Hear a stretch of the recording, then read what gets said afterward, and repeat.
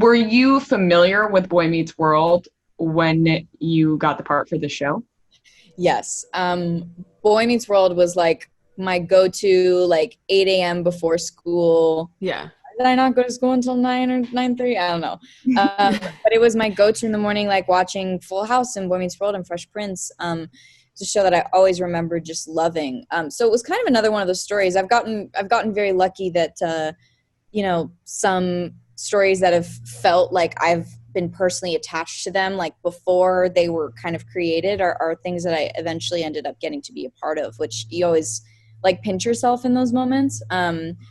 And yeah, I mean, that was my childhood in every way, shape, and form. I grew up on that set. I grew up around those people, and luckily they were very kind-hearted, intelligent people that definitely gave me the ability to experiment. And I definitely credit a lot of what I do now and where I am because of that show and that character that I got to play. So yeah, a very, very special project. Yeah, I see you and Danielle Fishel kind of still go back and forth like on social. And no, I'm not right now, but like we're literally in the middle of a debate. Yes. Yeah. Well, that's amazing because you can, with a show like that, you create those relationships. And even though obviously like there's an age gap, like you create these beautiful relationships that you have, and you guys can continue to work together on different projects, which is really cool. I want to also say that we have been dying to get you on our show, and we thought we were going to be able to do it in person when you had made your Broadway debut. You were going to be Katie Heron, Mean Girls, like iconic, the whole thing. 2 nights, right? Yeah. So I mean, so you got to do it for 2 nights. That was really my question, and then everything got shut down. Are you going to be able to go back to it? That is the golden question. It really depends on when the show comes back at this point, because obviously right now we're still in a Broadway shutdown. Some other things are starting to reopen, but I think it'll take a second before Broadway catches up. And I was privileged to be a part of the community even for a short period of time. But I have so much respect for that community, even in that short period of time, and obviously like want it to be back as soon as possible. I mean, Broadway is something that I dreamed of doing my whole life. I just never thought I'd get to do it so soon. So really when Mean Girls kind of, I say fell into my lap, but like truly it's something that I always wanted. I just didn't think was in reach at this time in my life because there was other things happening. And as far as roles go, like I never thought that I would be equipped. And that's obviously what rehearsal and rehearsing for 2 months gave me, which was amazing. And I still feel like I have so much more to learn and do. So I hope I can return back to the show.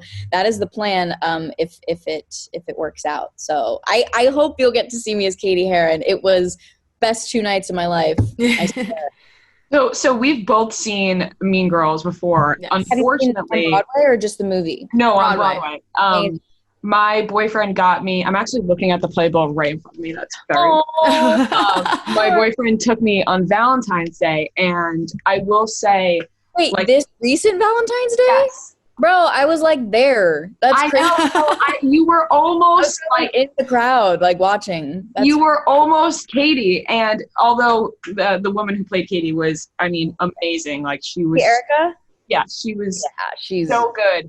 And she's the best. But when I found out that you were going to play Katie, I was like, just missed it. But can you tell us just like what those 2 nights were like?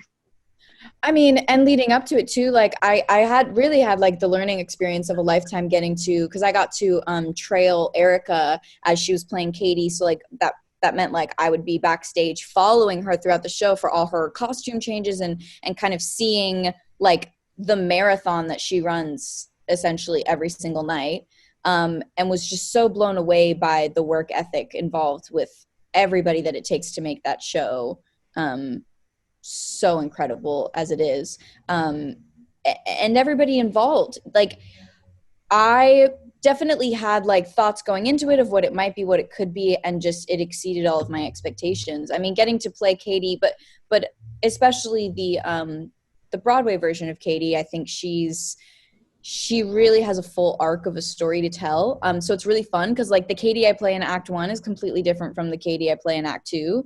And it's really cool to be able to kind of have a full circle moment on stage. And like it really does feels like I'm being reborn again every night. And by the time we get to curtain call, like I said, I only experienced that twice, but like the feeling is very similar to the feeling I feel when I'm on tour and I'm on stage at the end of a show. And so that was a really good feeling to be back in that place again, but in a different light, in a different way. And being a little ginger, I guess I just attract these ginger roles. So yeah, it was very, very fun.